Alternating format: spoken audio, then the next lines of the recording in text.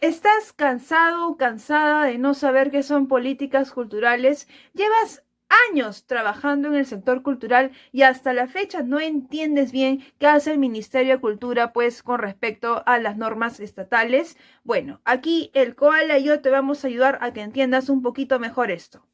Políticas culturales. ¿Qué vendrían a ser exactamente? Bueno, según García Canclini, políticas culturales sería un conjunto estructurado de intervenciones conscientes por uno o más organismos en la vida del sector cultural. Por otro lado, también hay que entender que para que existan políticas culturales también debe haber figuras jurídicas que las sustenten. Es por eso que las políticas culturales pertenecerían pues al grupo de políticas públicas del Estado. Entonces, en términos generales, ¿qué son políticas culturales? Bueno, pedacitos dentro de la política pública ligadas a un sector específico, que en este caso sería el sector cultural. ¿Quién ayudaría a propagar esto? El Ministerio de Cultura. Ah, ya, chévere, ya. ¿Y eso a mí en qué me ayuda como artista? Bueno, digamos que el Ministerio de Cultura no solamente ayudaría a la difusión, producción y creación de los artistas, sino también a todos los servidores que pertenecen a este sector. Entonces, aquí hay un claro fallo pues por parte del Ministerio de Cultura, porque lamentablemente en el Perú no tenemos verdaderos cimientos de políticas culturales. Es por eso que muchísima gente del sector cultural pues no considera que el Ministerio de Cultura aporte mucho, que digamos, a su economía. ¡Aparezcan! Países que manejan dentro de sus políticas públicas muy a fondo temas de políticas culturales son como Argentina, Chile, México, Colombia. Ellos también consideran que existe una economía basada solamente por servidores del sector cultural. Es por eso que pertenecen a la economía naranja y sus ciudades son principales satélites de cultura. Para eso, pues, se necesita un largo proceso de recreación de políticas culturales dentro de su sector y de acuerdo a su realidad. Aquí es donde voy a hacer un alto, porque la cuestión es que si aquí en el país, pese a que haya pues políticas culturales, creo que las políticas culturales que se consideran aquí no van de acuerdo a la realidad pues del sector en sí.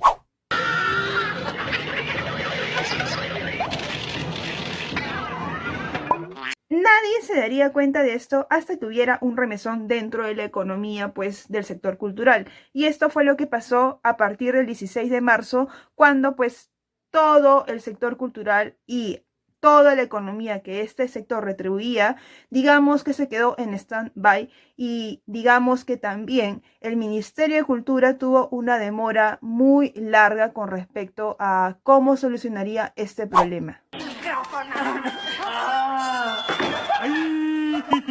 Si se preguntan cómo nosotros dentro del sistema político y económico en el cual nos manejamos como estudiantes de sociales vemos al sector cultural y por ende también a su sistema económico, lo escribiríamos en 4 palabras. La primera sería inestable, la segunda precaria, la tercera informal y la cuarta desigual. ¡Ya basta, Freezer! Entonces, después de lo dicho, probablemente haya un grupito de gente que diga, ay, pero cómo raja y que bien pues goza de los conciertos, de los espectáculos de cine y teatro y toda la producción que realizan los servidores culturales dentro del país.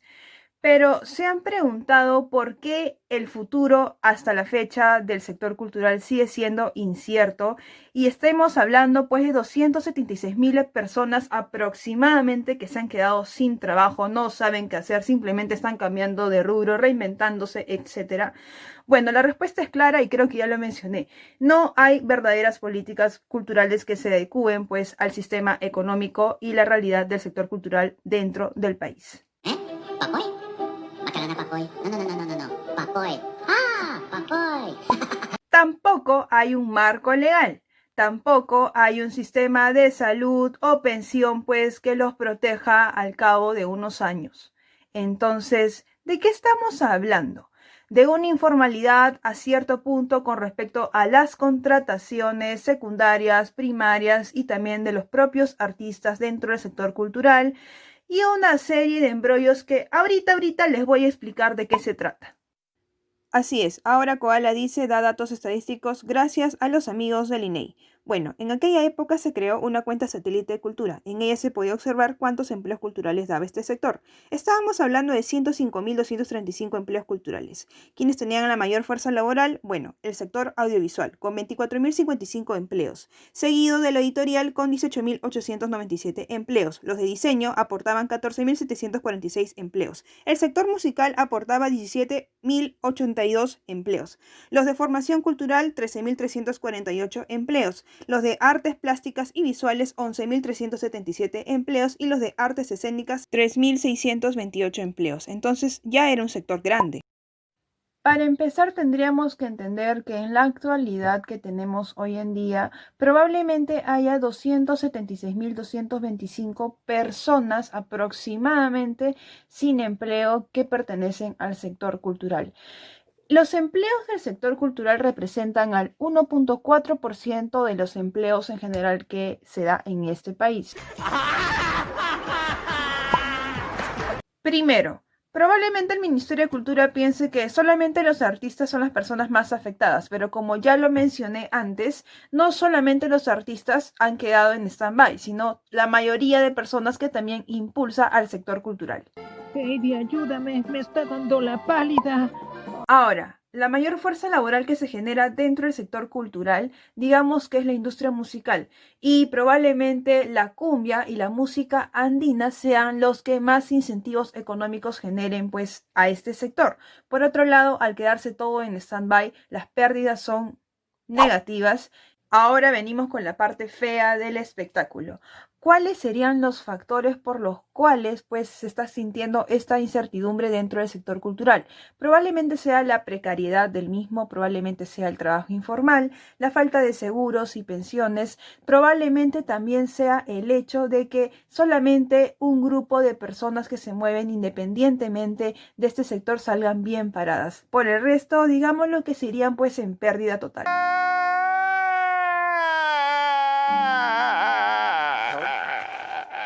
Ahora, hay que mencionar que también se sectorizaría pues los empleos culturales para personas que tengan mayor acceso económico. Aquí viene algo que yo nunca voy a entender con respecto al mapeo que está teniendo el Ministerio de Cultura.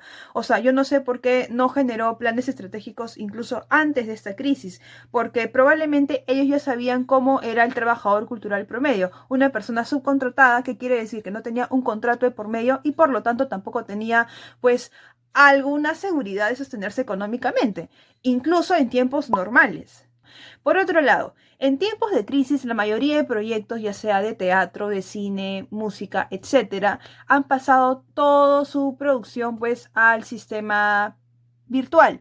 Pero aquí viene un detalle, el sistema virtual no garantiza pues que se sostenga económicamente este sector. Tony se volvió paranoico de tanto jugar Commander. Por ejemplo, el sector musical tiene pues mayor facilidad por YouTube o Spotify.